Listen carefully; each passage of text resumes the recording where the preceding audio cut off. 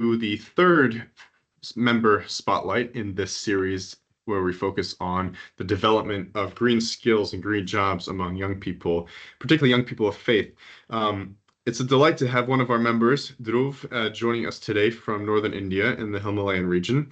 And we're really delighted to have you here with us, Dhruv, and to talk a little bit more about how in your work you try to develop skills in young people. So before we get into that, I'm wondering if you could give a little bit of a background about yourself. What is your role? Where do you work? What organizations are you a part of? And can you explain a little bit more about the work that those organizations are doing in your community? Yeah, sure. So I'm Dhruv Bhatt. I'm a climate justice and child rights activist. I'm 19 right now, and I work to amplify children's voices in the environmental space. And that's one of my main motivation of being a part of the UNEP Faith for Earth Youth Council. I work with two organizations. One of them is my own initiative here in my state in Uttarakhand called KBG Atta, which is basically a green agro startup that works on rejuvenating a traditional way of farming as well as food processing. And I also work as a youth advisor with Bauseed Ocean Awareness Programs, which is an international organization that works on amplifying creative voices and funding and mentoring youth projects. Mm-hmm. That's fascinating. And I'm curious, you mentioned two things there. You mentioned oceans and then sort of on land and work developing children's skills and everything. I'm wondering if you could speak a little bit more about the role of green jobs in your community and what do these two organizations do specifically to engage young people in developing the skills necessary to be active in the two spaces you talked about? Yeah, sure. So, talking about my own local region or my state, Uttarakhand is, as you might see in my background, it's a very biodiverse region, and it's known for its ecotourism, the different places, as well as religious tourism. There are many different religiously important sites here uh, for many different Indic religions. But at the same time, Uttarakhand is really climate vulnerable. We have melting glaciers, we have forest fires, landslides, all that kind of direct impacts of climate change. So there's a lot of opportunity to develop green jobs in the sector of ecotourism, in mitigation and adaptation, especially in the agricultural sector, and also in green entrepreneurship. To talk about the organizations that I work with, Bauseed in particular works to first give a space to young people, young environmentalists that are using poetry, essay writing, art, just creative arts in general to raise their voices. And they've many different countries around the world and throughout the United States as well, where they're based. They also have a fellowship program called the True Blue Fellowship, where they select young youth-led social environmental projects, and they fund them around $2,500 per project. And they also connect them with other youth leaders so that they can be peer mentoring between different youth groups. For KBG ADA, as I said, it is a green agro startup. And what we do is that we work with a local agricultural university. We brainstorm ways that we can increase the nutritional value of cereals that are available to us, as well as flour. That's a main product. And we connect with farmers. So we train farmers in planting and harvesting millets, which are really climate resilient, and they're recommended for a particular region. And then we use those millets we provide those millets to rural communities, who in turn use traditional ways of grinding them and packaging them. So we generate revenue in rural areas. So this is an overview. I'm sorry, I'm talking a lot, but this is an overview of both of the organizations. No, it's excellent. It's interesting how you have both communication skills, writing skills, and on the ground agricultural skills. A lot of our members are dealing with the intersection between those two types of skills. Coming back to faith, we are the Faith for Earth Youth Council. So I'm curious, what role does faith play in developing these skills? Do you get support from faith leaders, and do you have any experience personally in engaging with people of faith, particularly young people of faith, in this skills development that you're doing through these two organizations? Yeah, so talking about skill development in faith, I think, at least in my region, faith leaders have a lot of influence. And I think the most important aspect of faith-based communities is just the fact that different people all across my state can, written back through this one thread that unites them all from different regions, even across India and across the world, different faith groups can connect. So I feel like the community building power of faith is really important.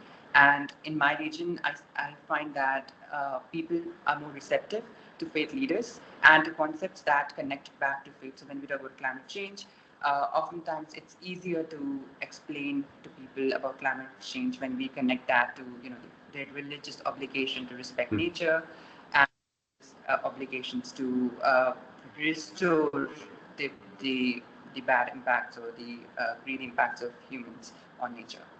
In particular, the faith groups that I've worked with, because I work mostly in rural communities, there's a really fine line between rural communities and faith-based groups. There's a lot of intersection. So a lot of the farmers that we work with are also linked with religious groups. So sometimes the farmers themselves are leading religious restoration efforts in the villages. And one of the reasons that connect with us is because millets are climate resilient, and that helps nature, and it reinforces their faith because they're trying to protect part of their natural and cultural heritage.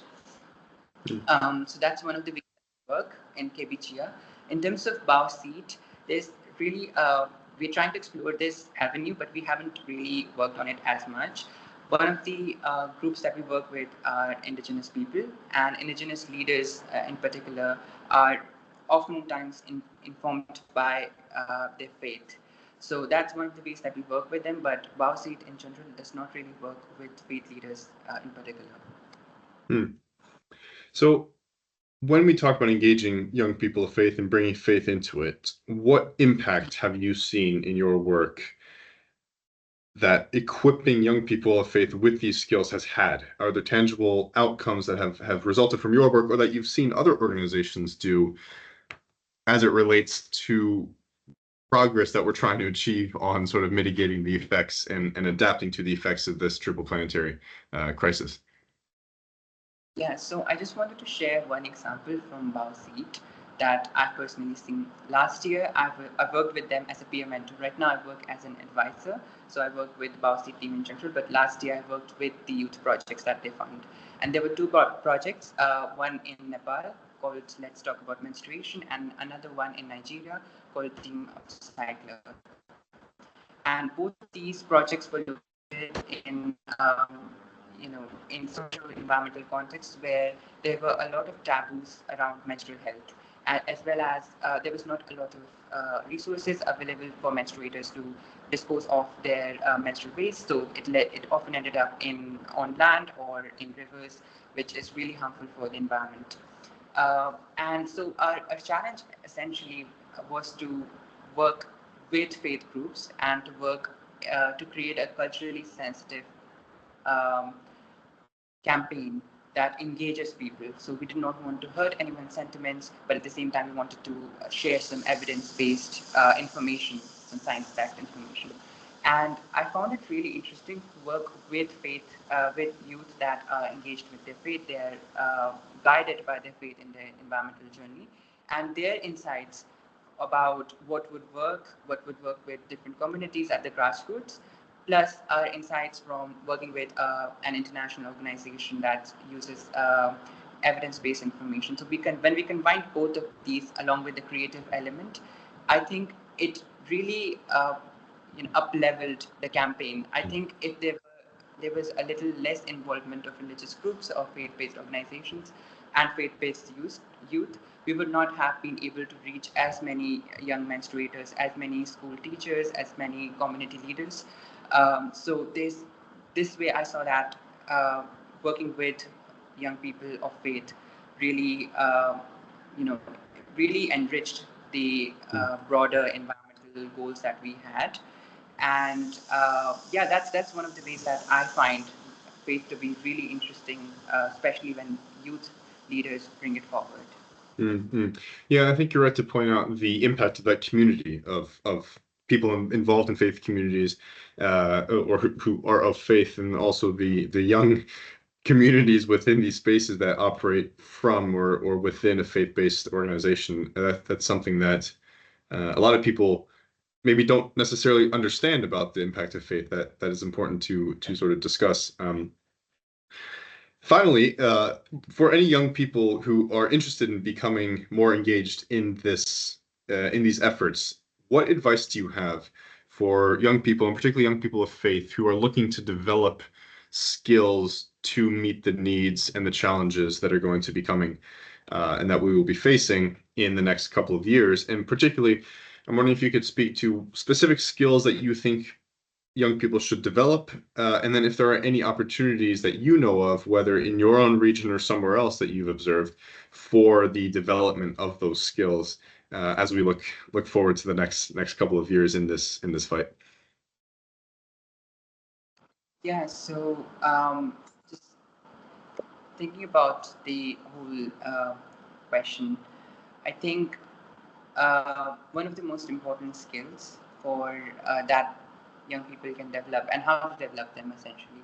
When I started, there were not a lot of organizations that supported me, even though I had a really faith-based perspective, and most of my activism is informed by my faith and my culture. Um, but what I found useful was to connect with inclusive environmental platforms in general. So, platforms that center young people, platforms that center people from marginalized backgrounds. I find that these organizations and these spaces are most receptive to faith informed young people. And so, these organizations, I would say, even if you live in the global south where there are limited capacities for skill development, or there are no organizations focusing on faith in general, I think it's really important to connect with these organizations. And also, just citing back to my own experience from last year, the it was a mutual, learning experience. I learned about their faith-based practices, and they learned about, science-backed practices. And so there was like there's a lot of value in making these uncommon connections across faith groups and more mainstream environmental groups.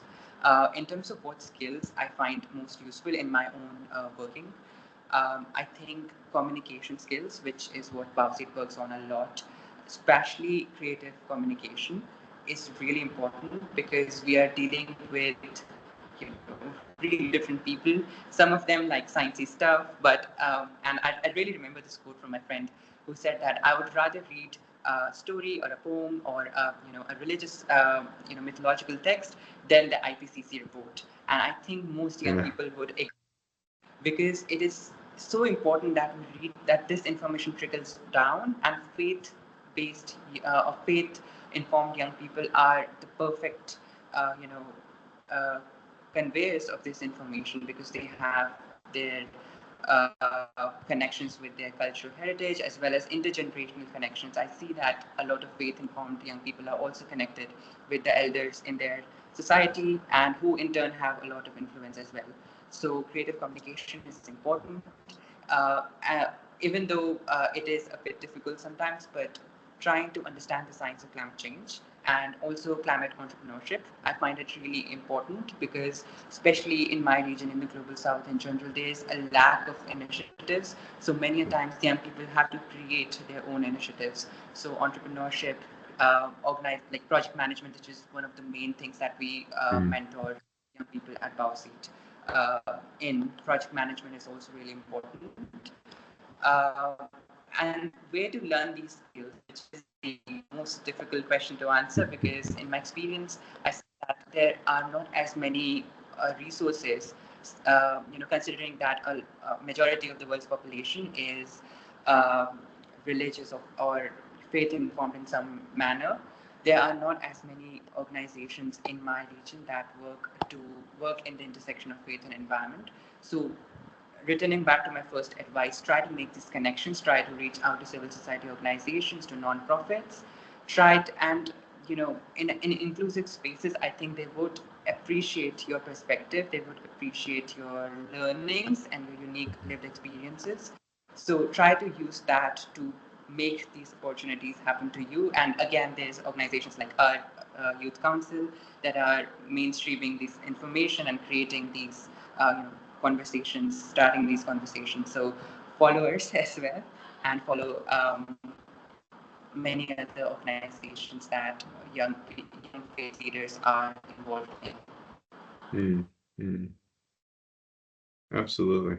Well, thanks so much, Dhruv, for taking the time. That's a really, really great note to end on, is to engage with community and to find spaces in which people are able to express their experiences and their stories, and to tell those stories in a way that is not necessarily always featured or told within the global discourses. So very, very important to draw attention to that. Thank you so much for your time. Look forward to staying in touch, and all the best with your work. Thank you so much for having me.